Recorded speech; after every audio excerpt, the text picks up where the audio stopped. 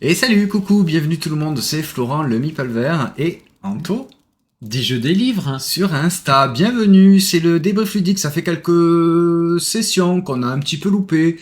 Vacances, Maladies, diverses et variées. voilà, bon.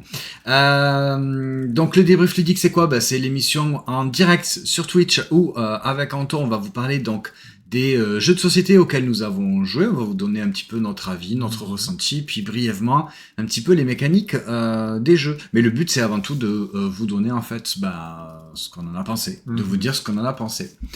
Alors le principe il est très simple, comment on fait? Bien, on va aller sur MyLudo, comme ça on voit la fiche de chaque jeu, on vous parle un petit peu du jeu et on vous dit ce qu'on en a pensé.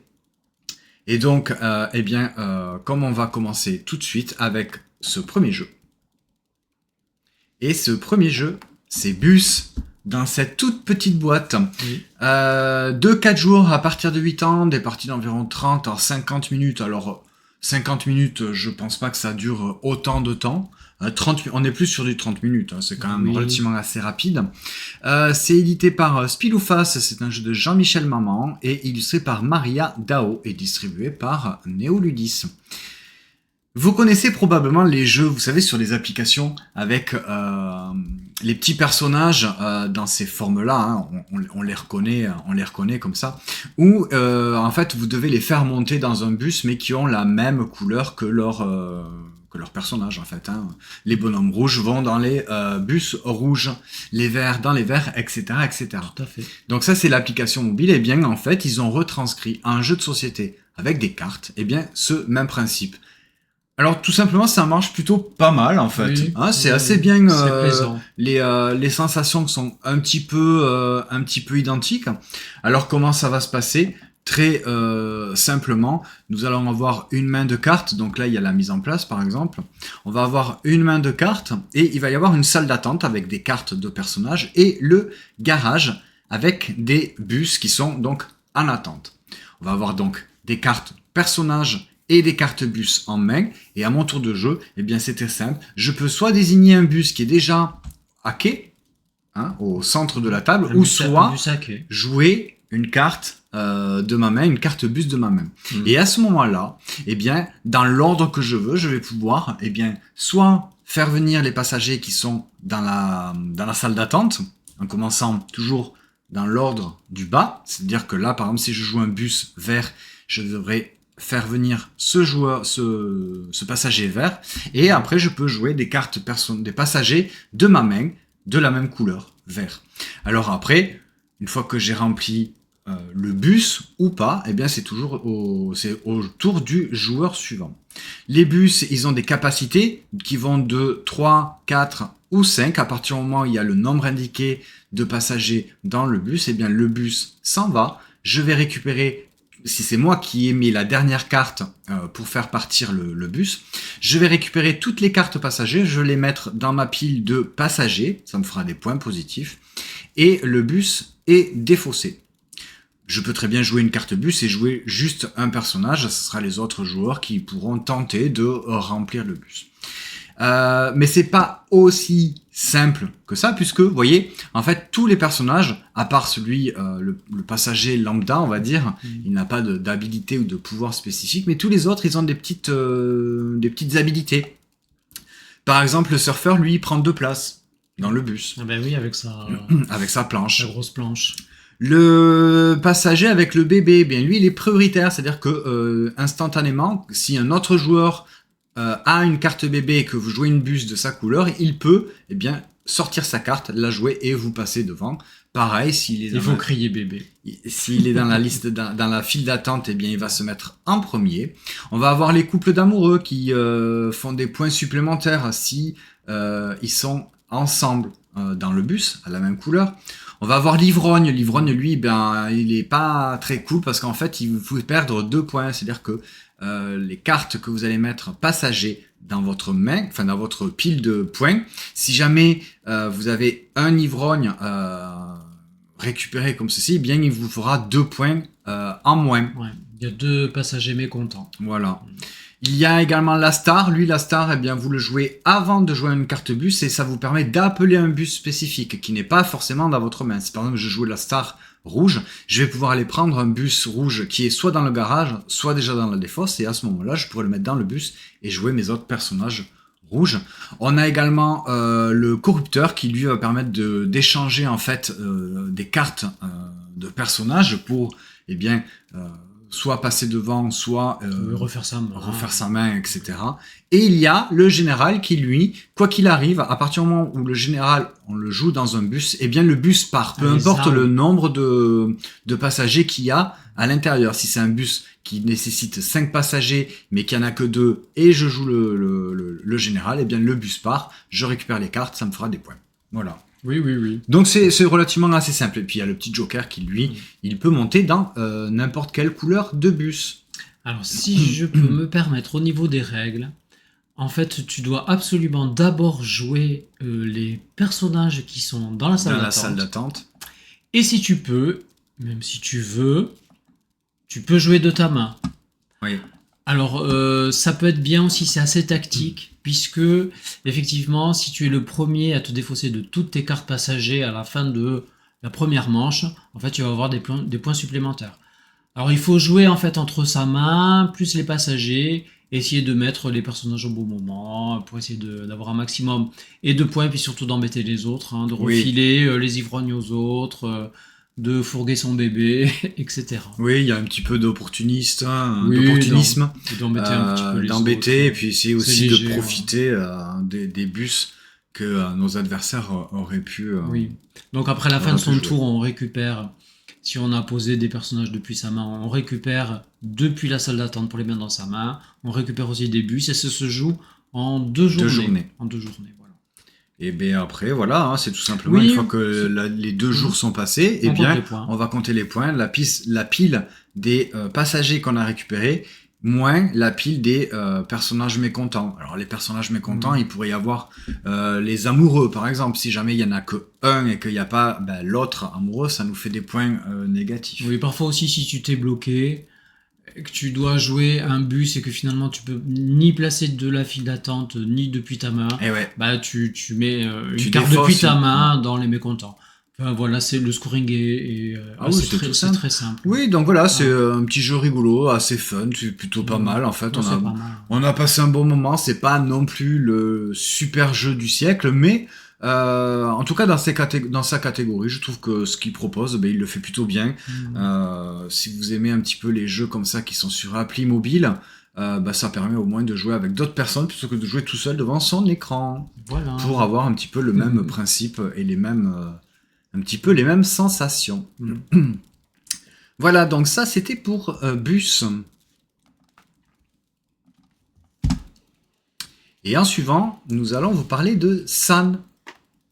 San, on en a déjà parlé et on vous en reparle parce qu'on a refait une partie dernièrement. On en a déjà parlé pour le débrief ludique de l'alchimie du jeu à Toulouse. On en a parlé avec Loli pour les sorties de la semaine. Et donc on vous en reparle un petit peu vite fait ce soir parce que c'est un jeu que finalement, je pense que c'est ce que j'avais déjà dit, plus j'y joue, plus je l'apprécie ce jeu.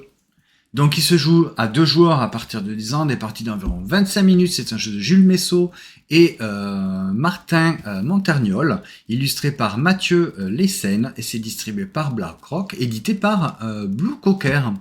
Alors San, donc à 2 joueurs, qu'est-ce que c'est ? Bien, c'est tout simplement un espèce de petit deck building dans lequel il y a 3 pistes, on va dire pas de scoring, mais 3 façons de gagner en fait.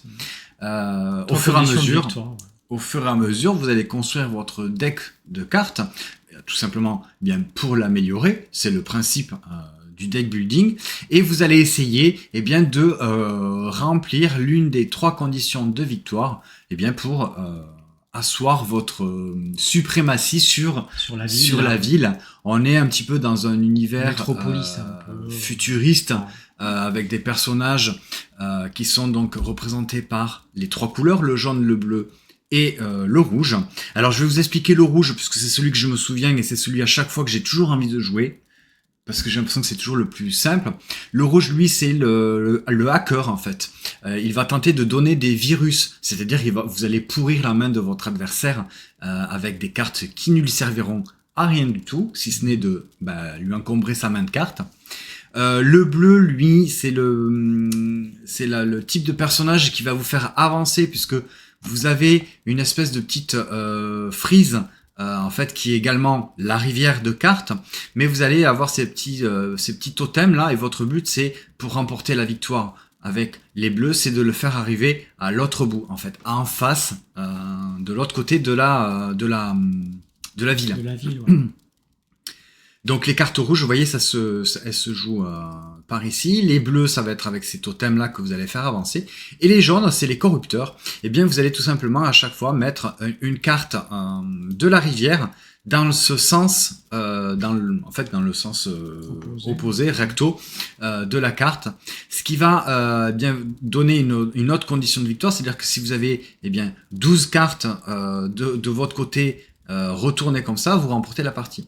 Et ces cartes-là, elles vont avoir la particularité en plus, de augmenter la valeur pour traverser. Parce que les cartes bleues, il va falloir, je vais vous expliquer comment on joue, mais les cartes bleues, elles se jouent pour avancer, mais il va falloir atteindre une certaine valeur. Et quand vous jouez des cartes jaunes que vous retournez comme ceci, en fait, ça va augmenter la valeur pour votre adversaire et ça va diminuer votre valeur à vous pour aller plus vite. Grossièrement, voilà les 3 conditions de victoire. Arriver à vider le paquet ici et avoir tout mis dans la main de votre adversaire. Arriver avec votre totem de l'autre côté et ou en fait avec les cartes jaunes retourner 12 cartes de votre côté du plateau. Maintenant, comment ça va se jouer? Tout simplement à la façon d'un deck building, vous allez avoir votre petit deck de départ. On a tous le même deck de départ pour la version symétrique. Vous allez en piocher 5 et à ce moment-là, vous allez pouvoir jouer vos cartes. Mais attention, vous n'allez pas pouvoir jouer vos cartes comme vous voulez. Vous allez pouvoir à votre tour jouer uniquement une seule couleur de carte. Vous allez pouvoir choisir soit de jouer les rouges, soit les bleus, ou soit les jaunes, et faire donc les actions associées. Plus vous avez de cartes en main de la même couleur, plus votre action va être forte, tout simplement. Et vous allez également pouvoir jouer autant de cartes grises, les cartes outils, que vous avez dans votre main. Les associer en couleur ou juste pour leur pouvoir. Ouais, ou juste, effectivement. Au début, donc, les cartes grises, ce sont des cartes outils qui ont, en fait, le même symbole que les 3 cartes de base. Donc, c'est-à-dire soit pour avancer sur la piste de hacker, soit pour traverser la ville, soit pour corrompre les personnages. Mais au fur et à mesure, vous allez pouvoir en acheter, puisqu'au fur et à mesure de la rivière, sur les cartes qui sont dans la rivière, elle va bouger et vous allez donc pouvoir acheter ces cartes. Comment on fait pour acheter ces cartes? Une fois que vous avez joué vos cartes, vous avez fait les actions de vos cartes, il y a des petites valeurs, des valeurs d'achat, en fait, qui vont vous permettre d'aller acheter des cartes qui sont présentes dans la rivière. Voilà, je pense que j'ai pratiquement tout dit. Et voilà, et je le redis, c'est que à chaque fois que je joue à San, de plus en plus, j'apprécie le jeu. Je sais pas si j'ai déjà gagné. Je crois que tu as toujours gagné. J'ai toujours gagné. Ouais, voilà, j'y suis jamais arrivé. Mais bon, c'est pas grave. Je trouve que je passe toujours un bon moment. On s'amuse bien et on essaye surtout des nouvelles stratégies. À chaque fois. On change un petit peu. Moi, je change de. La première fois, j'avais gagné avec les bleus. Ouais, cette fois-ci, j'ai gagné. Sauf avec les rouges. Oui, mais c'était juste. À une carte près, je gagnais avec les rouges. Non, c'est moi. Non, c'est toi qui gagnais. Ouais. Mais à une carte près, je gagnais avec les jaunes et finalement j'ai regagné avec les bleus. Ouais. Parce que j'ai beaucoup joué sur les jaunes et au final c'est ce qui m'a permis de traverser très rapidement la ville à la fin. Et oui, parce qu'en fait toutes les cartes elles vont avoir une espèce de symbiose, c'est-à-dire que si vous jouez les jaunes, forcément les bleus, vous allez avoir plus de facilité à avancer avec les pouvoirs des cartes bleues. Si vous jouez les cartes bleues, vous allez avancer plus rapidement, mais il faut quand même avoir un nombre suffisant. Enfin, il y a plein de trucs qui fait que voilà, c'est un jeu qui se joue très simplement, très facilement et dont je prends de plus en plus au fur et à mesure des parties, plus en plus de plaisir. Voilà pour ça. Donc jeu papillon, tu dis à celui-ci, tout le monde en dit du bien. Mais il ne le dit pas et je suis la seule apparemment. Non, mais en fait, ça lui dit pas, comme ça, de loin, ça lui dit pas. Peut-être Ouais. au niveau de la DA, ça Au te niveau dit de la pas, direction comme ça. artistique, des illustrations, et au niveau peut-être de l'univers, c'est vrai que Ça te ça parle pas trop, parle peut-être. peut-être pas forcément à beaucoup. Hein. Moi, le premier, hein, les illustrations et l'univers, ça me parle pas spécialement. Mais non, franchement, si tu as l'occasion de l'essayer, eh bien, je te le conseille parce que pour un jeu deck building À à deux. deux joueurs, eh Mm. bien, Ça marche très bien. Ouais, ça marche plutôt pas mal. Ouais. Ça marche Et il y a très bien. toujours des stratégies un petit peu différentes en Oui, fonction de ce que t'essayes. tu as dans ta main, Oui. ce que tu pioches, est-ce que tu dis, bah, je vais Ce partir que sur tu vas ça, acheter. ce que tu vas acheter, ce qui est Mm. disponible dans la rivière. Donc, ouais, il y a pas mal de, je pense, de rejouabilité au niveau de ce Toi, jeu. t'avais vraiment essayé de m'avoir avec les rouges. Ouais. Et finalement, je suis vraiment parti pour gagner avec les jaunes. Et finalement, ben, tu vois, les jaunes m'ont permis de gagner sur Ouais. les bleus. Parce que ça m'a déroulé en fait le tapis pour aller très très vite de l'autre côté. Ouais, ouais. Alors, ouais, c'est très, J'ai c'est lutté, très, très bien. et, je pense qu'il aurait, t'avais un tour d'avance sur moi Mm. pour que je Oui, puisse, ouais, pour que ouais. je puisse Mais au moins t'étais gagner. vraiment pas loin hein, de Ouais, gagner avec les rouges. ouais, ouais. Avec le hacking. Et salut Max, bienvenue. Ouais, ouais, à l'occasion, franchement, très Ouais, sympa. voilà, après c'est toujours pareil, si vous avez l'occasion de faire une partie dans votre boutique de jeu, ou un asso, ou un Ou un ludothèque, ou festival, quoi, hein. ou un festival Ouais. aussi, ouais. Avec les festivals de l'été. Allez-y, je pense que vous serez pas déçus en fait, si tant est que vous aimez un petit peu les jeux de deck building. Mm. Hein. Peut-être que même Ludomo, tu pourras le tester si tu vas au flip, hein, pour les 40 ans. Nous, on râle de pas y aller au flip pour les 40 Et ans. non, ça fait 3 ans qu'on peut, 2 ans qu'on peut pas aller au flip. Tristesse. Ouais, Hein. ouais, bon, Eh oui, ça c'est un grand crève-cœur. c'est la vie, c'est comme ça. Allez, on va Voilà. passer au jeu suivant. Donc, pour vous parler de Propolis, c'est pareil, celui-ci on vous en a déjà certainement parlé, mais On n'y avait pas joué à deux. c'est vrai, on n'y avait Ouais. pas encore joué à deux, on y avait joué on y avait joué à 4. On a fait plusieurs Oui, parties oui, à plusieurs 4. parties à Et 4. là, effectivement, oui. ouais, on y a Ouais. rejoué à 2. Cette Bon, fois à deux. eh Ça bien, marche aussi bien à deux. Propolis, ça marche très très bien également à 2. Cette espèce de jeu, comme on dit, de toute façon, vous avez certainement dû l'entendre. C'est pas moi qui l'invente, ce Splendor-like, c'est-à-dire que vous allez accumuler des cartes pour avoir des réductions, pour acheter de nouvelles cartes, etc. Et au fur et à mesure, vous allez tout simplement construire votre propre ruche pour tenter d'avoir le plus de points possible en réalisant des objectifs et des scorings qui sont également sur les cartes. Donc ça se présente un petit peu à la Splendor, hein, c'est-à-dire que vous avez des cartes qui sont disponibles à l'achat, donc c'est l'espèce de marché. Ce qui est un petit peu différent, c'est le champ en fait, c'est le pré où vous allez envoyer vos abeilles, butiner les fleurs. C'est ce qui va vous permettre en fait d'acquérir des ressources.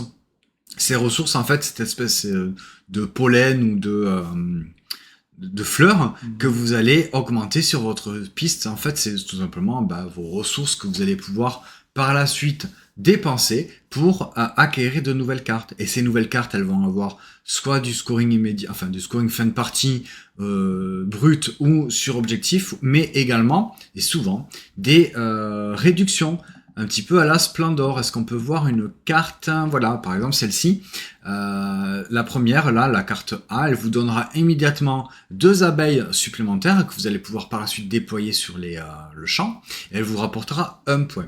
Et elle vous aura coûté 5 fleurs jaunes. Celle-ci, par exemple, elle vous aura coûté 5 fleurs jaunes plus peut-être autre chose. Mais vous voyez que là, en fait, vous allez avoir une réduction permanente de 2 fleurs orange ou du pollen orange, peu importe. Et donc, toutes les cartes comme ça, elles ont des scorings ou des petits objectifs ou alors des réductions permanentes sur les cartes. Voilà, donc ça, c'est votre piste de ressources. Hein. Vous allez incrémenter à chaque fois que vous allez positionner vos abeilles sur le champ comme on peut le voir ici.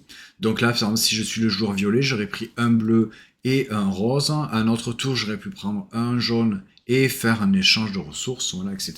Je passe les détails sur si jamais il y a une rangée qui est complète, il y a un système de majorité qui va vous faire gagner du pollen bonus. Du pollen bonus, voilà. Vous allez pouvoir récupérer vos abeilles à tout moment, vous allez pouvoir les redéployer, vous allez pouvoir les les coucher, en fait, je sais plus comment ça s'appelle exactement, pour regagner la ressource qui est indiquée. En fait, elle se renforce. C'est renforcer une abeille. Ouais. Voilà, donc si vous aimez... Alors moi, je suis pas spécialement trop fan de Splendor. J'aime bien, mais voilà, sans plus. J'y rejouerai pas spécialement. Propolis, ça propose quelque chose d'un petit peu plus différent, qui va un peu plus loin, surtout au niveau de la gestion des ressources et de ces abeilles en fait qu'on va envoyer sur le champ pour butiner. Il y a gestion de ressources qui est hyper importante dans le jeu. En fait. Ouais. Oui, c'est très bien cet aspect. Donc gestion de ressources. Des petites questions de majorité aussi, ça rajoute un tout petit peu de stratégie. C'est très léger, mais c'est vraiment super agréable à jouer en fait. Moi, je préfère jouer à Propolis qu'à Splendor. Oui, moi aussi. Ouais, pour le même genre, on va dire. Vraiment les mêmes sensations d'achat de cartes qui vont te donner des réductions et tu vas jouer tout le temps avec ça. Plus tes cartes objectifs, voilà, des multiples scoring sur les cartes. C'est vraiment super. Super, et au bout de 10 cartes, 10-12 cartes, la partie se termine. Donc c'est assez rapide en plus. Oui, c'est ça va 30 minutes, vous voyez. Et c'est de plus en plus rapide à la fin. Ah oui. Voilà, tu fais ton petit moteur, c'est super. Jusqu'à tenter d'acheter en fait une carte qui est au moins tout à fait en haut. C'est une carte palais qu'on ne peut avoir une seule type de ces cartes dans notre ruche qui va nous rapporter un petit peu plus de points.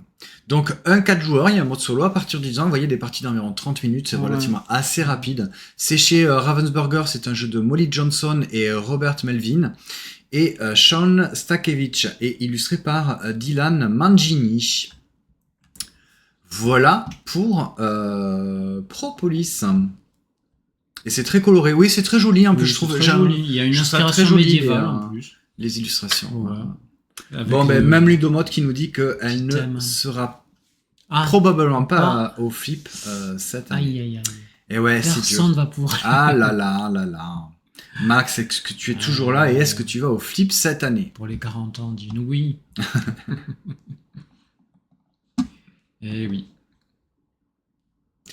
Alors celui-ci, c'est, j'ai comme l'impression que c'est une redécouverte. À chaque fois que je joue à ce jeu-là, je me dis waouh, il est génial. C'est vraiment très très bien. Il est super, franchement. Alors que c'est pareil thématiquement. On est attiré ou pas. Les illustrations sont quand même superbes. Enfin, en tout cas, moi, je trouve ça très très joli. Ça me plaît énormément. C'est de la fantasy très jolie. Ouais, 3-6 joueurs. Alors ça commence à partir de 3. À partir de 10 ans, des parties d'environ 20 minutes. Et c'est assez rapide et nerveux. Du coup, tu peux facilement au moins en faire 2 parties d'affilée. C'est ce qui s'est passé. Même 3. Même 3. On a fait 3 parties d'affilée, ouais. C'est un jeu de Florian Fay et illustré par David Sidbone. Et c'est So River French, l'éditeur. Et ben ouais, c'est vrai qu'à chaque fois qu'on joue à Epic Melee, je me dis mais waouh, ce jeu en fait il est génial, il marche trop bien, c'est ultra simple, mais en même temps il y a une espèce de stratégie et de réflexion qui s'enclenche à chaque fois que vous jouez à ce jeu-là, qui est simple, qui est assez naturel. Tu te prends pas la tête, mais vraiment c'est avec les effets de cartes. C'est très très bien. Alors. Comment ça se joue? Très simplement, on va avoir en début de partie un certain nombre de cartes en main. Le but, c'est de gagner. Comment on gagne? En ayant des points de victoire. Comment on a ces points de victoire? Eh bien, en participant à des espèces de tournois. Ouais, un combat. Un combat. Eh bien, un combat, ça permet de remporter soit une médaille d'or, soit une médaille d'argent, ou soit rien du tout. Voilà. Et à chaque tour, à chaque combat, du coup, vous allez choisir 2 cartes de votre main. Vous allez les poser face cachée. Une fois que tous les joueurs ont posé ces 2 cartes face cachée, vous allez en révéler une. Celle de droite. Celle de droite. Tout le monde. Tout le monde révèle une carte. Celle de droite. Et ensuite, oui, mais peu importe en fait, on s'en fout. Si. Peu importe. Donc, il y a un premier joueur qui va être désigné, et ce joueur-là va décider, soit il garde la carte qu'il a révélée pour l'engager dans le combat, soit il la remballe, il la remet dans sa main de carte, il révèle la carte qui était cachée pour l'engager au combat. Donc toutes les cartes qui ont des valeurs comprises entre 2 et 2 et 7, je crois, enfin, oui, 1 c'est un particulier, c'est le liche. corbeau qui a une peut valeur devenir liche, hein. qui a une valeur de 1 ou qui a une valeur de 7 suivant son effet. En fait, tous les personnages, en fait, ils ont un petit effet qui va vraiment venir, en fait, chambouler votre choix de carte. Donc, une fois que le premier joueur a choisi sa carte révélée ou sa carte secrète, il la révèle, il remballe l'autre carte et il met sa carte en jeu. Il passe un totem au joueur suivant. Enfin, à qui il veut. Hein. À qui il veut, oui, il choisit oui. à qui il veut donner sa carte. C'est dommage, on voit pas vraiment comment ça se présente. Bon, là, le totem, il est là. Donc, il passe à un autre joueur qui, lui aussi, va faire la même chose. Il va soit engager la carte qu'il a déjà révélée, ou alors il va la remballer, révéler l'autre et l'engager. Et ensuite, ça va faire comme ça va tourner jusqu'à ce que tous les joueurs aient joué leur carte. Et à ce moment-là, eh bien, on résout les effets de carte et on compare en fait tout simplement les valeurs. Celui qui a la plus grande valeur, généralement, remporte la médaille d'or, le deuxième la médaille d'argent et les autres n'ont rien. Mais ce qui va se passer dans ce jeu, c'est qu'il va y avoir plein de retournements de situation. Vous voyez par exemple le corbeau, là, c'est le roi liche. Eh bien, on peut, si on le souhaite, défausser un de ces trésors, de ces trophées qu'on aura déjà remportés pour que, au lieu que ce soit un 1, ben, ça serait une valeur 7, par exemple. Le 3, le gobelin, lui, il remporte tout simplement un jeton spécial. Et peut-être après une médaille d'argent. Et peut-être ou même voir D'or. une médaille d'or. Oui. Mais dans tous les cas, il remportera un petit trophée qui lui rapportera des points supplémentaires. Le crapaud, là, il vaut 3 points. Mais si vous êtes le premier joueur à le révéler et l'engager, il vous donnera 5 de valeur.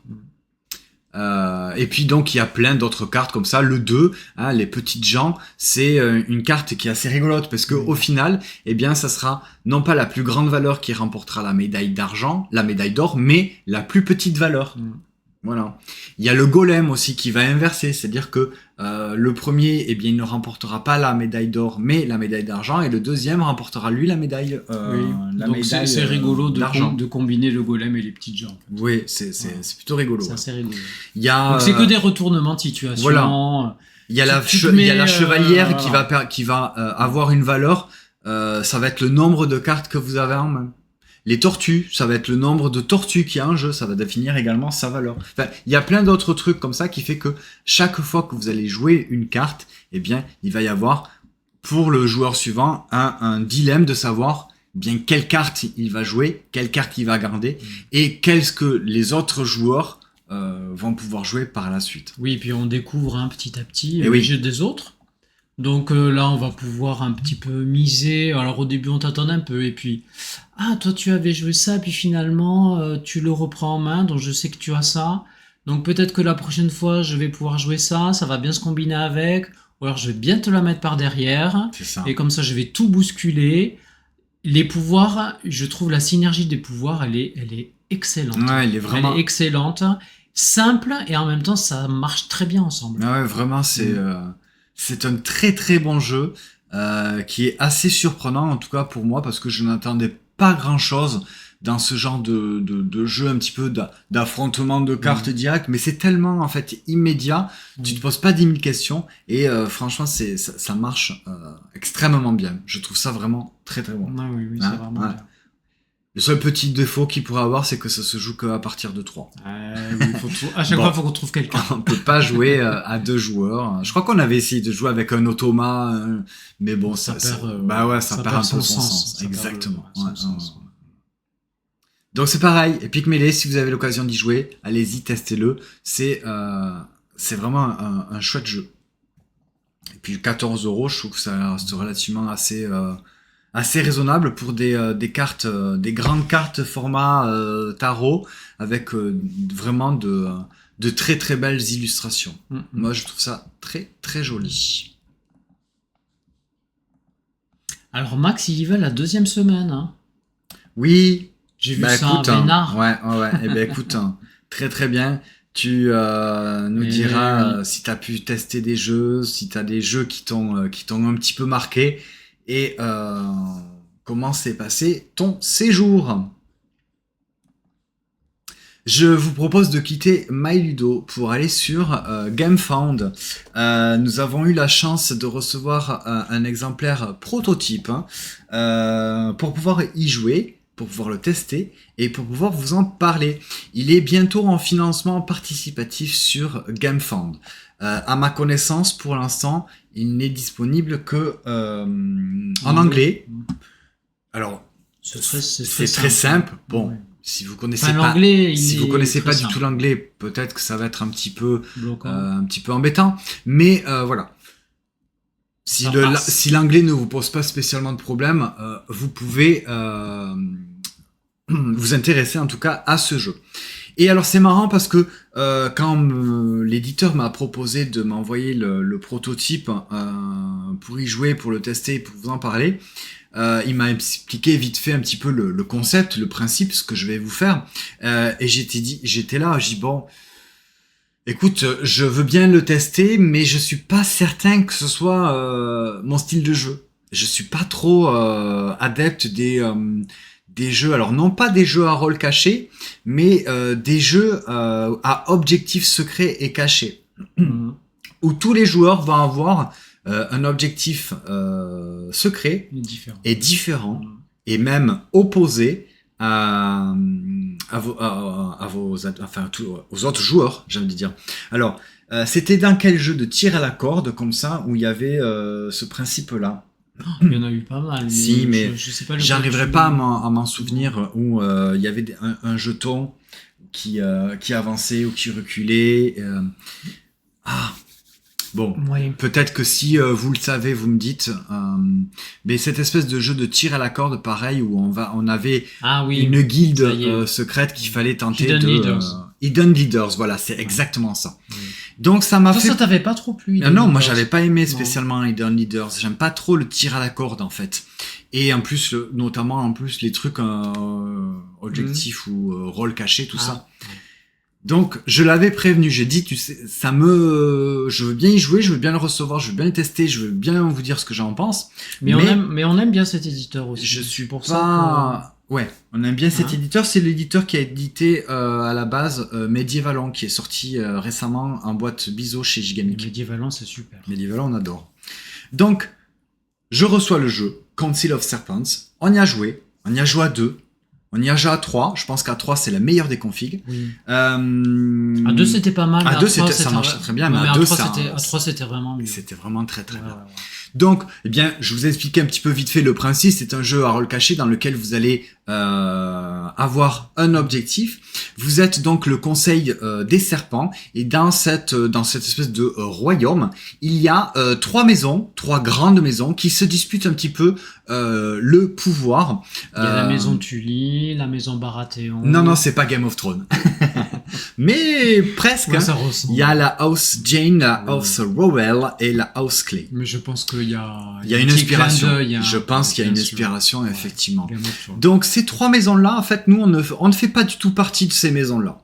Notre objectif, eh bien, ça va être juste, suivant les cartes qui sont qu'on va piocher en début de partie, qui vont définir notre ambition.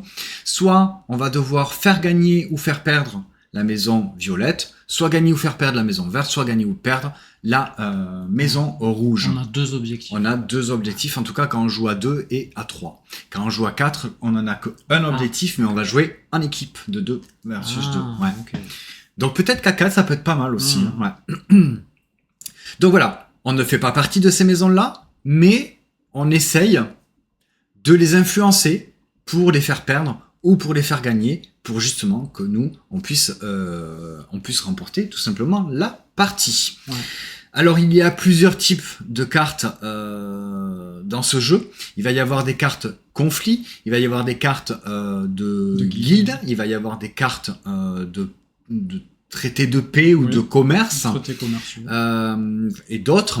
Et à mon tour de jeu, c'est très simple. Je vais aller choisir une carte dans la rivière qui est disponible. Je vais jouer une carte de ma main. Alors, suivant la carte que je vais jouer, suivant le type de carte, je vais le jouer soit entre 2 maisons, soit face cachée, soit face visible sous une maison. Oui, soit une intrigue, soit une guilde. Voilà. Ce qui va me permettre ça d'influer les marqueurs Alors, je sais pas si on les voit sur des photos un petit peu plus loin. Non, on voit pas beaucoup. Au début, Mais vous voyez. là, on le voit un petit peu. Vous voyez, sur Il y a chaque 3 maison, en marqueurs. fait, il y a 3 marqueurs. Le marqueur de fortune, le marqueur de popularité et le marqueur d'armée. Donc le jaune, le rouge et le bleu. Donc à chaque fois que je vais jouer une carte, eh bien, je vais justement influer sur ces marqueurs-là pour augmenter ou diminuer leur valeur. Si par exemple si c'est une carte guilde, je la mets sous une maison, c'est-à-dire que la carte des brasseurs, par exemple, parce que je crois que c'est celle-ci, eh bien elle va rajouter, elle va faire perdre un coffre, mais par contre elle va rajouter plus de popularité. Ben voilà, la guilde des brasseurs, vous devez la payer, mais elle vous donne plus de popularité. Vous donnez à boire. Et t'as pas dit comment Voilà. on gagnait et comment on perdait. Ben si. Non. Ben, quand En on va fait, les jetons. les jetons donc vont Oui. justement sans arrêt bouger. Oui, ça c'est pas dit. Et à partir du moment où il y a un des jetons qui arrive soit tout à fait en bas, c'est-à-dire que c'est le déclin total, soit tout à fait en haut, donc ils sont devenus, ils ont pris la suprématie en Un tout des cas 3 jetons. sur un des 3 effectivement. Eh bien la partie est terminée. Et c'est le joueur qui a bien la bonne carte qui va remporter la partie. C'est-à-dire que si par exemple la maison verte, eh bien il y a un de ces 3 jetons qui arrive en déclin, tout à fait en bas, eh bien c'est le joueur qui avait la carte qui devait que les verts perdent. Et c'est lui qui remporte la partie. Voilà, tout simplement. C'est ça comment on remporte la partie. Et donc voilà, les cartes guildes qui vont venir se mettre là, les cartes cachées, comme ce que c'est des cartes traîtres ou des cartes assassins qui vont venir un petit peu chambouler. Qui se révèlent en fait à chaque combat. À chaque guerre. Puisqu'il y a les cartes conflits qui vont se jouer entre les 2 maisons qui, elles, donc, vont petit à petit enclencher un combat. Donc c'est pareil, on va incrémenter les 3 jetons ou un des 3 en fonction de la carte. Là, par exemple, on voit, mais vous voyez pas, mais moi je sais que ça c'est une carte qui va venir faire un conflit sur l'argent, la thune, en fait. Donc il y a du conflit. Il y a le jeton jaune sur une des 2 maisons qui va augmenter et le jeton jaune sur l'autre maison qui va diminuer. Et à partir du moment où on va jouer une deuxième carte conflit au même endroit, c'est-à-dire entre les 2 maisons, là par exemple si jamais il y avait une autre carte conflit entre la maison violette et la maison rouge, et bien là ce n'est plus un conflit, mais c'est la guerre.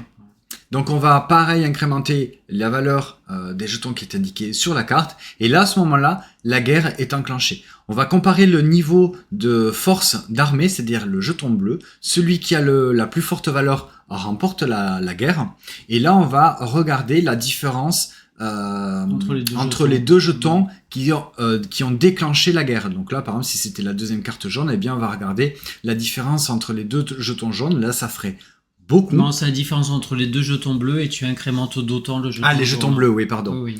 Donc là, par exemple, le bleu, pardon, il est sur le 7 et le rouge, là, il est sur le 10. Pour donc la maison rouge. Oui. Voilà, ça ferait donc une différence de 3. Eh bien, le joueur rouge gagnerait 3 coffres et le joueur violet perdrait 3 coffres. Et ce qui est pas mal, parce que si tu veux faire perdre la maison violette, eh bien le jeton jaune, il redescend. Il redescend. Donc, voilà. Alors on peut imaginer que toi, tu voulais au contraire faire augmenter la maison rouge. Alors ça va te donner une petite indication. Oui, voilà. Au fur et à mesure de la partie, vous allez deviner, vous allez comprendre en fait l'objectif de vos adversaires. Voilà. Une fois que la guerre est faite, on va, il y a des pertes.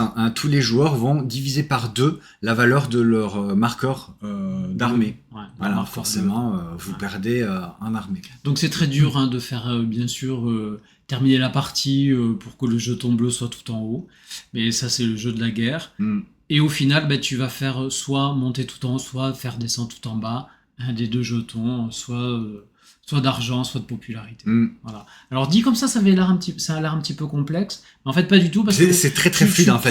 De suite tu comprends ce que tu vas faire. Pour influer sur les maisons et puis faire la guerre pour pouvoir faire augmenter ou descendre beaucoup plus rapidement les 2 autres jetons. Ouais. Et si jamais tu sens que tu dois faire gagner cette maison et qu'elle est mal barrée, tu peux tout simplement mettre une carte de traité de paix ou de traité de commerce, et bien ça supprime la carte conflit. Comme ça, tu es tranquille pour tenter d'aller faire autre chose. Voilà. Non, mais c'est très très Non, mais malin. c'est très chouette. À la fin du tour, eh bien, tu as les actions des maisons en elles-mêmes qui sont sur une espèce de ligne du temps, en fait, Ouais, on va pour dire. faire avancer un petit peu plus rapidement le jeu, en fait. Ouais, voilà. Donc avec ce système-là, donc voilà quoi ça pourrait ressembler sur une table de Mais la jeu. frise du temps, tu vas pouvoir aussi la modifier pour Oui. que ce soit Ouais, ouais. plus profitable pour toi. Voilà, c'est vraiment très très bien. C'est vraiment donc j'ai été assez surpris de trouver ça plutôt pas mal malgré que en fait voilà j'avais pas aimé spécialement Hidden Leaders mais c'est le jeu qui me fait penser un petit peu à ce jeu-là et ce jeu et ben celui-ci j'ai trouvé que c'était quand même beaucoup mieux parce que c'est un tir à la corde mais qui ne va pas se faire juste plus moins Ouais, plus moins c'est parce qu'il y comme a sur trois jetons. maisons Ouais, 3 maisons, il y et a 3 jetons. jetons sur chaque maison. Mm. Donc il y a plusieurs niveaux en fait où on va pouvoir tenter d'interagir et Ouais, voilà. parce que si tu vois que ton objectif que tu dois faire gagner, ça va pas marcher, et ben tu te rabats sur l'autre. Tu peux essayer de faire l'autre, mais sans oublier d'essayer de maintenir les positions des jetons de ta maison que tu Ouais. dois pas. Voilà. Oui, et que ça soit un peu équilibré. Et ouais. Ouais.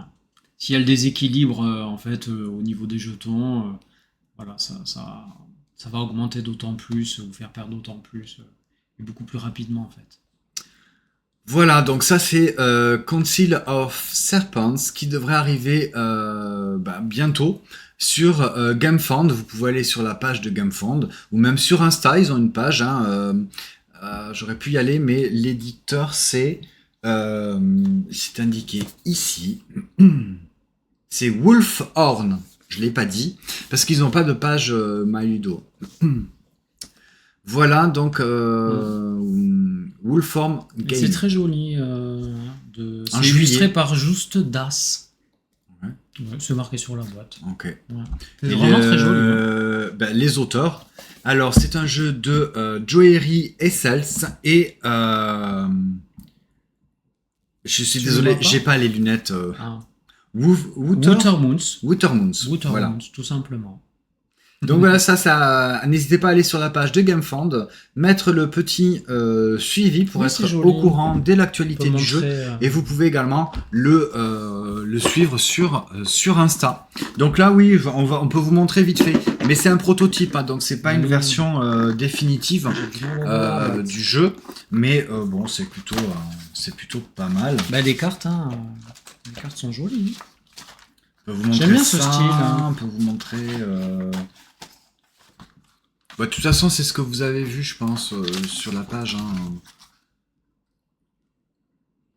Voilà, donc ça, c'est une maison avec les jetons que vous allez poser dessus, que vous allez incrémenter.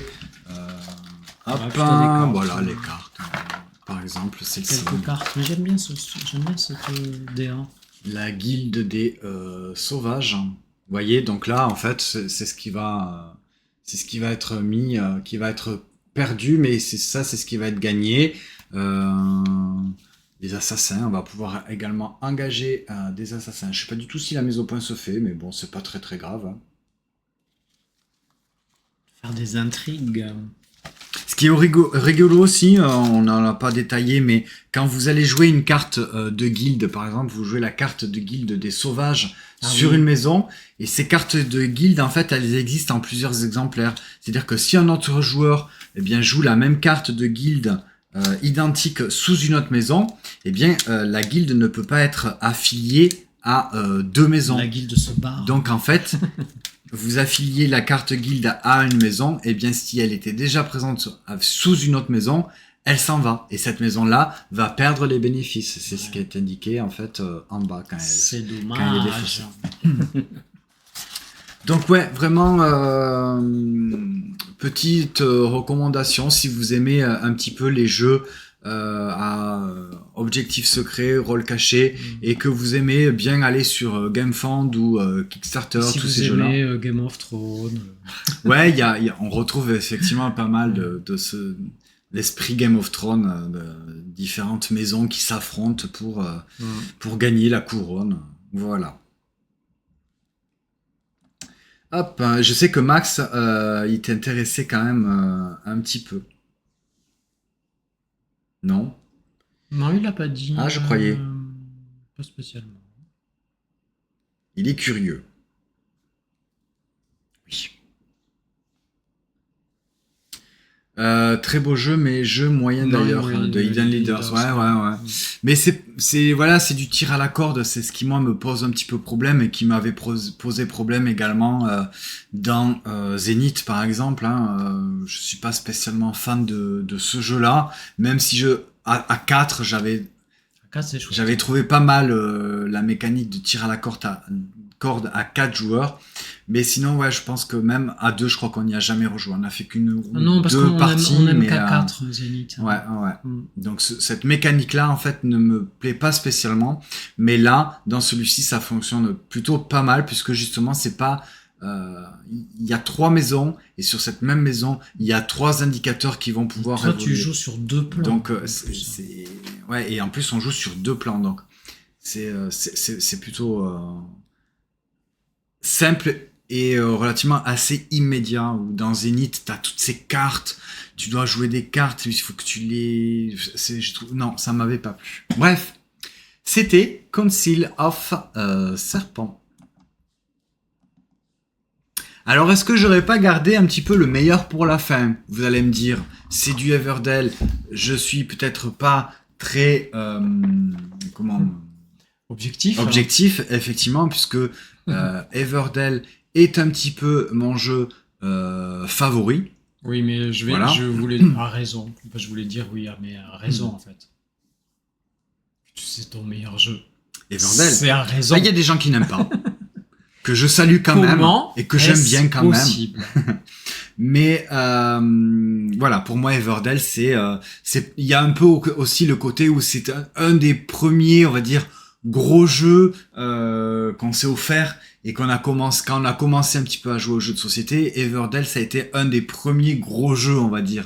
Mais à chaque fois que j'y rejoue, moi je me dis oui, mais je comprends pourquoi j'aime. Oui, à chaque fois qu'on y rejoue. Je comprends pourquoi j'aime.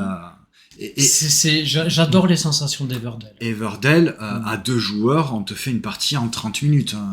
Oui, pas exagéré non plus. Si. Il n'est pas dans l'exagération. 3 quarts d'heure grand max. Oui, parce qu'on connaît bien les cartes. Ouais. Les effets des cartes. Eh bien, voici que Silver Frost arrive. Et vraiment. Et on a tardé à y jouer quand même, je trouve, parce que ça fait... c'est vrai qu'on a attendu. On a attendu pas mal pour pouvoir y jouer, voilà. Ouais. Pour, on n'a pas eu la boîte de suite, on a attendu un peu. T'as acheté le pack pour upgrader, bien sûr. Hein, tant qu'à faire.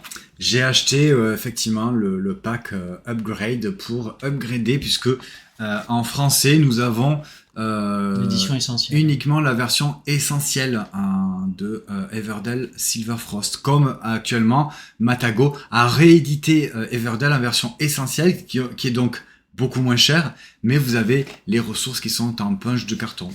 Voilà. Toi, tu voulais upgrader. Moi, je voulais upgrader, mais je voulais pas la version en anglais. Je l'ai pas pledgé, en fait. Je voulais la version française, puisque je savais très bien que Matago allait nous le localiser, donc voilà. Et en français, il n'y a que la version essentielle, mais vous pouvez acheter les kits d'upgrade, même si ça coûte presque aussi cher que le jeu. Mais c'est pas grave. Voilà. Allez, Silver Frost, Everdell, eh bien, si vous connaissez Everdell, vous n'allez pas vraiment être dépaysé. C'est-à-dire que c'est...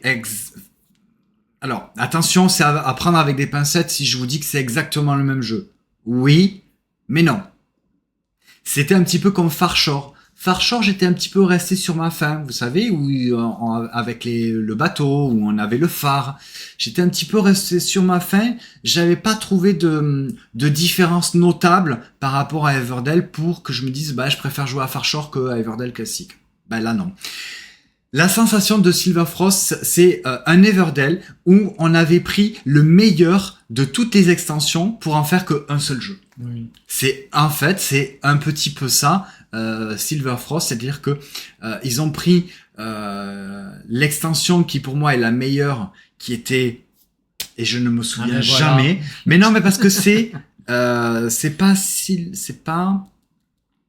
Silver Frost, mais c'est l'extension avec la montagne où on met le plateau en bas. Reste quelque chose. Je sais plus. Okay. Mais tu peux regarder sur MyLudo. Oui, on va regarder sur MyLudo. Allez, comme ça, voilà. Donc c'est pas une extension, hein, c'est vraiment un standalone. Silvercrest. Hein. Hein, merci Mme Lunomo. Silvercrest? Oui. Mais non, Silvercrest, c'est une marque de Lidl.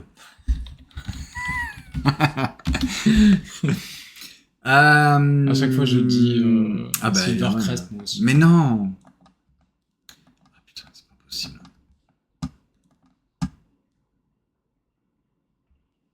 Spirecrest. Oui, voilà, mais à chaque Non. fois, moi je dis Silvercrest. Mais non, parce que Et tu es mort de Silvercrest, rire parce que Silvercrest c'est chez Lidl. Hein. c'est une marque de chez Lidl. Non, c'est Spirecrest. Ça, pour moi, c'est la meilleure extension pour Everdell. Eh bien, en fait, donc, c'est comme s'ils avaient pris le meilleur de cette extension Silvercrest. pour Spirecrest pour le mettre dans le Everdell. Silverfrost. Silverfrost. On y arrive avec les Silver. C'est compliqué, chose, hein. Voilà. Ok. Voilà. C'est bon. Ouais. On vous a resitué. Et ça, Everdell où il fait très froid en fait. Hein. Et la neige elle va vraiment d'où hein. C'est ça, c'est qu'en Ouais, fait on est sur toujours le même monde d'Everdell, donc c'est fait partie du bord de carte Everdell. Là c'est au nord, hein, j'imagine. Je pense que c'est indiqué. À quelque part. Oui, derrière en fait, Okay. dans le pitch du jeu. C'est au sud de la vallée. Ah, tu vois, c'est au sud de la vallée. Il y a des vallées, il y a des montagnes enneigées au sud de la vallée. Regarde, ok. on le voit également indiqué ici. Et donc voilà, il fait très froid. Il y a la montagne en fait qui va. Et ben c'est les monts de Spirecrest. C'est les mêmes montagnes. Ah ben voilà, puisque Voilà. Spirecrest était en bas de carte de Everdell. Donc là, c'est comme si on allait justement plus loin. On va retrouver les animaux géants, sauf que là, on va pas les avoir en gros meeple, mais sous forme de cartes qui vont être des one-shot. Hein, c'est-à-dire qu'on va pouvoir aller dompter ou demander de l'aide à ces animaux géants pour nous arranger ils vont comme bien on nous le arranger. souhaite. Ouais. Et il va y avoir cette météo. Cette météo, c'est il n'y a pas 36 000 météos, c'est de la neige. Voilà, de la neige, toujours de la neige. Et comment ça se présente? Tout simplement, eh bien, à chaque fois que un joueur fait une fin de saison, c'est-à-dire quand vous avez joué tous vos meeples, que vous avez joué toutes vos cartes, enfin tout ce que vous pouviez jouer, en fait, vous faites une fin de saison. Eh bien, dans celui-ci, c'est la même chose, sauf que, eh bien, il va y avoir une phase de météo. Et là, à ce moment-là, on va tirer des cartes qui vont indiquer, eh bien, des endroits spécifiques du plateau où il va y avoir de la neige. En fait, ça va bloquer l'emplacement, mais ça va pouvoir également vous mettre, ça va mettre forcément de la neige sur votre propre village. C'est-à-dire que les cartes que vous allez construire au fur et à mesure, en dépensant des ressources, eh bien, que ce soit des cartes de bâtiments ou de villageois, c'est le même truc que Everdell, eh bien, il va y avoir de la neige dessus. C'est-à-dire qu'elles ne pourront plus être utilisées. Pour leur pouvoir ou pour leur capacité et surtout les points de victoire. Et pour leurs points de victoire. Donc t'as intérêt de tout déblayer avant la fin. Et il faut déblayer. Comment on fait pour déblayer? Bon, on se sert du feu, tout simplement, pour déblayer. Et le feu, c'est une ressource qui est pas rare, mais il faut quand même... Voilà, c'est ça, précieuse, exactement. Il faut gérer correctement le feu pour pouvoir justement déblayer la neige, mais il faut pouvoir avoir du feu pour aller sur certains emplacements. Bien, notamment pour aller sur la montagne, pour aller chercher de l'aide des animaux géants, par exemple. Donc, vous voyez que ça se présente plus ou moins un petit peu de la même façon qu'un Everdell, c'est-à-dire que vous avez bien vos meeples ouvriers à votre couleur, votre animal. Ça va être du placement d'ouvriers, donc vous allez vous mettre à certains endroits pour récolter bien des ressources. Les ressources, c'est du bois, de la mousse, du zinc et des glands. Et du feu. Et du feu, effectivement. Donc, ces ressources-là, vous allez pouvoir les dépenser pour... acheter de nouvelles cartes, les bâtiments ou les créatures. Vous allez avoir également, en plus, une piste, des emplacements pour la guilde, pour aller chercher et valider des objectifs. Oui, ça, c'est beaucoup de points. Et oui, parce que normalement, dans Everdell, les objectifs, c'était commun, c'est-à-dire que c'était pour tout le monde. Oui, premier arrivé, premier servi. Ben non, Everdell, c'était celui qui arrivait à le faire, il avait les points. Donc, tu pouvais être plusieurs à le faire. C'était quand même relativement assez Ah rare. oui. C'est quelque Le chose premier à pouvoir valider, il valide. Oui. Oui, Mhm. mais c'était quand même quelque chose d'assez. On le faisait pas trop. On le fait pas trop nous dans Everdell les objectifs parce que c'est pas ce qui va nous rapporter le plus de points. Et bien là dans Silver Frost, si, puisqu'il y a des objectifs qui sont définis en début de Bon, partie. ça, c'est commun. Voilà, ils sont communs. Et Première puis il y idée, a premier serveur. plein d'objectifs que vous allez pouvoir récupérer tout au long de la partie. Mais par contre, pour aller valider et prendre des objectifs au fur et à mesure de la partie, eh bien c'est un emplacement. C'est-à-dire que vous allez devoir poser un ouvrier sur l'emplacement. À moins que tu aies des effets de cartes qui te le permettent. Eh oui, parce qu'il y a plein d'effets de cartes, Oui, donc oui, les oui. bâtiments et les villageois, vos créatures, Et ça, vont vous apporter vraiment des, pas mal de bonus. on a et des d'autres. nouveaux pouvoirs en fait. Voilà, donc si vous aimez Everdell, je ne peux que vous le conseiller. Autant Far Shore, j'étais un petit peu resté sur ma faim, autant celui-ci, pas problème. Si vous voulez aller un petit peu plus loin que un Dans la Everdell, frustration. sans vous coltiner toutes les extensions, Mm. eh bien, vous avez Silver Frost, qui est une excellente alternative à un Everdell et Spirecrest. Oui. Ouais. On a vraiment des nouveaux habitants, je trouve, des nouveaux lieux, tu vois, des nouvelles habitations avec des nouveaux pouvoirs. Ça change complètement. D'Everdell et de ses extensions, on retrouvait toujours un petit peu. C'était toujours un petit peu pareil. Oui, là, on est quand même pas trop On n'est pas dépaysé, On est quand même mais un il y a petit peu quand dans même- notre il y a- petite zone de confort. Oui, C'est-à-dire mais il y a quand même on des connaît. nouveaux pouvoirs. Mais il y a plein de Ouais. nouvelles opportunités, plein de nouveaux trucs à réfléchir. Là, dans Silver Frost, c'est fini le chaînage. Hein. Si vous mettez Non, c'est pas fini, mais. c'est plus tout à fait pareil. Ouais. Si vous avez le commerce, vous n'allez pas pouvoir jouer le commerçant gratuitement. Non. Il va falloir payer pour pouvoir faire ça. Il va falloir jouer une cheminée et un feu. Les cheminées, vous en avez que 2 dans la partie. Vous allez pouvoir, grâce à des effets de cartes, en récupérer pour pouvoir le rejouer, mais c'est pas aussi la fête que dans Everdell, où si vous jouez l'école, vous allez pouvoir jouer le maître. Oui. Si vous jouez le bureau de poste, vous allez pouvoir jouer le facteur. Ben là, non. Ça se fait plus aussi simplement et facilement. Ça coûte cher. Donc là, je vous montre les photos. Hein, ça, c'est donc la montagne en carton avec la neige qui est en haut. Là, ce sont les bâtiments, les animaux fantastiques ou les animaux géants. Donc on se pose ici, là, et donc il faut forcément avoir un feu pour Et puis on recruter. met son meeple forestier. On met son hyper. On met son meeple forestier. Pas bouger, tu peux mettre celui que tu veux. Ah oui, mais du coup. Oui, t'es parce pas obligé que de il y payer. a, vous avez un garde forestier en fait parmi vos meeples. Hein, il a Qui est les plus petites fort que raquettes. les autres. Il est un petit peu plus fort que les autres, c'est-à-dire que si vous êtes le premier à aller à un endroit avec ce meeple-là, vous gagnez un feu. Donc c'est un petit avantage. Mais Et vous puis en tu avez gagnes le double de ressources. Bon. Ah oui. Tu gagnes le double de ressources si t'es le premier avec ton forestier. Eh oui. J'ai jamais fait ça. Dommage. Il s'est rendu compte qu'il a pas bien joué à l'instant. C'est quand tu mets ton garde forestier Oui. sur un endroit où t'es le premier, Oui. tu gagnes un feu, ok. Et tu gagnes le double. Tu gagnes le double des ressources. T'es sûr? Eh oui. Ouais. Ouais, si. Mais vous Tu me l'avez- regarderas. Mais vous me l'avez pas dit. Mais si tout le monde a compris. Non, moi je l'ai jamais fait. J'ai gagné un feu, mais j'ai jamais gagné le double de ressources. Hein. Si. Putain, ils m'ont Mais laissé. si, t'as bien joué. Ils m'ont. Non. Il a oublié. Non, depuis, non. Non, je l'ai pas fait. Mm. Si genre je vais ici là pour gagner 3 bois avec mon garde forestier, je gagne pas 6 bois et un feu. Bah tu regarderas. On regardera. Oui. À vérifier, je suis pas certain de Tu ça. regarderas. Si on trouve, il est en train de dire n'importe quoi. Voilà donc avec des illustrations. Alors non pas les illustrations d'Andrew Bosley, hein, parce que ce sont des illustrations de.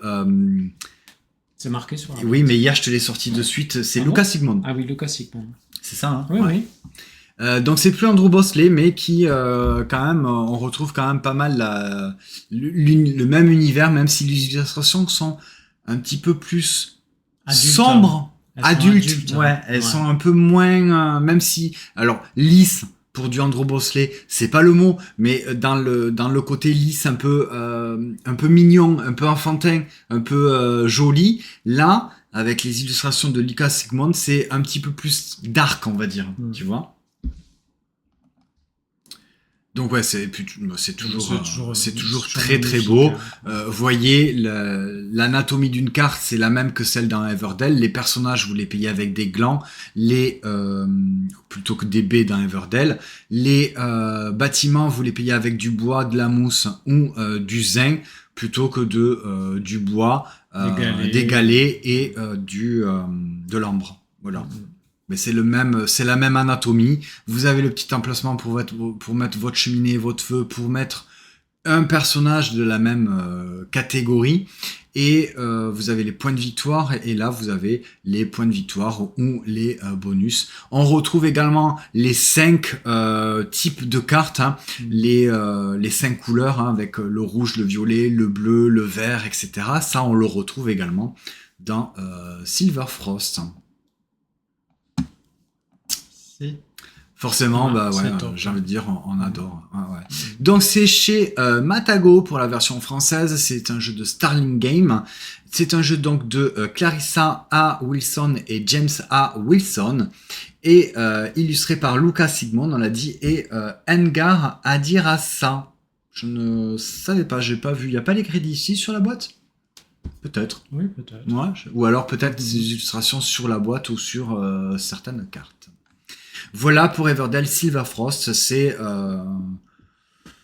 je sais pas s'il va pas, alors il dépassera pas Everdell parce que, comme je vous l'ai dit tout à l'heure, Everdell c'est un des premiers jeux qu'on a acheté, qu'on a joué, un petit peu des plus gros jeux quand on a commencé. Donc il a une valeur un petit peu sentimentale, mais voilà, c'est quand même très très bien. Si vous connaissez pas Everdell et que vous avez envie un petit peu de vous attaquer à un jeu pas expert, hein, c'est pas du tout expert, Non, mais tout petit peu plus si vous êtes complexe, curieux hein. d'Everdell, Ouais. mais que vous avez peur que ce soit trop simple et trop plan-plan, peut-être Silver Frost est peut-être la solution que vous pouvez envisager. Ou si vous avez déjà joué à Everdell et que vous n'avez pas spécialement accroché, parce que vous avez trouvé ça trop, peut-être un peu trop simple ou trop plan-plan, eh bien, voilà. Silver Frost, c'est une petite alternative qui peut être proposée. C'est un cran au-dessus au niveau de la difficulté.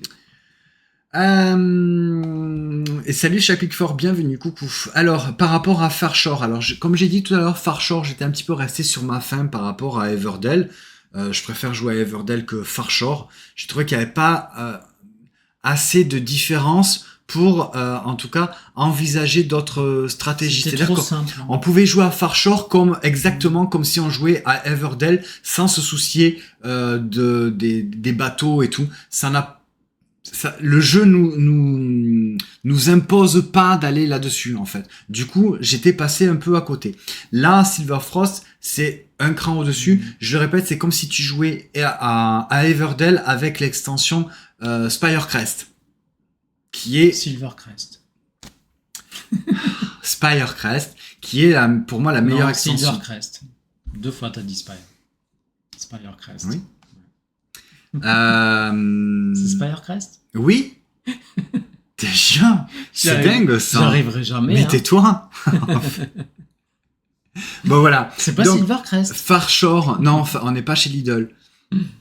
Farshore, j'étais un petit peu déçu. Ça n'a pas eu pour moi assez de différence avec le Everdell pour que ça propose quelque chose d'aller un petit peu plus loin. Alors que là, Silver Frost, oui, il t'impose avec la météo, avec la neige, Oui. de jouer différemment tout en gardant la même mécanique en fait. Placement d'ouvriers, gestion de ressources et puis réalisation d'objectifs et tableau building. Alors, c'est pas un tableau building, mais vous allez avec vos cartes construire votre village avec vos bâtiments et vos plutôt créatures. un petit moteur parfois. Avec un petit moteur, oui, c'est vrai aussi. Hein. Ouais. Voilà pour ce dernier jeu. Le mot de la fin, c'est Silver Frost. Hop. Donc on vient de vous parler de Everdell Silver Frost. On vous a parlé également sur GameFound de Council of Serpents. Ça sort bientôt. Début juillet, Ouais. en financement participatif. On vous a reparlé de Epic Melee parce que, eh bien, à chaque fois que je joue à ce jeu-là, je dis waouh, ce jeu il est génial. Tu peux facilement enchaîner 3 parties d'affilée, tu t'en rends même pas compte tellement ce jeu est bien. Propolis qui est un Splendor-like, mais bah du coup un peu mieux que Splendor. On a joué également à San. Et celui-ci, à chaque fois que j'y joue, à chaque fois, je l'aime encore un peu plus. Et on a joué à bus. Plutôt que de jouer à l'application mobile tout seul devant ton écran, où tu dois mettre des bus à une couleur pour faire venir des passagers, pour vider les passagers à la même couleur, là, tu peux jouer jusqu'à 4 joueurs à faire un petit peu la même chose. Et c'est une sorte de jeu de défaut. Et ça marche plutôt pas mal. Et voilà, on a terminé pour ce débrief ludique de la semaine. On se retrouve quand ? Lundi prochain ? Oui. Lundi prochain, 20h sur Twitch. Si vous êtes sur YouTube, n'hésitez pas à mettre un petit pouce en l'air, à mettre un petit commentaire. Faites comme Jeu Papillonne. Parlez avec Jeu Papillonne en commentaire, échangez. Sinon, venez nous voir sur Twitch ou alors, venez nous voir sur Insta, puisqu'on vous partage tous les jours des stories pour les partages de découvertes ludiques et on vous fait également des reviews de jeux de société dans lesquels on vous dit ce qu'on pense des jeux de société auxquels nous avons joué. Voilà. En attendant, on vous souhaite de passer une bonne soirée, une bonne journée. Amusez-vous bien et à bientôt. Ciao, ciao, salut. Ciao, bisous tout le monde.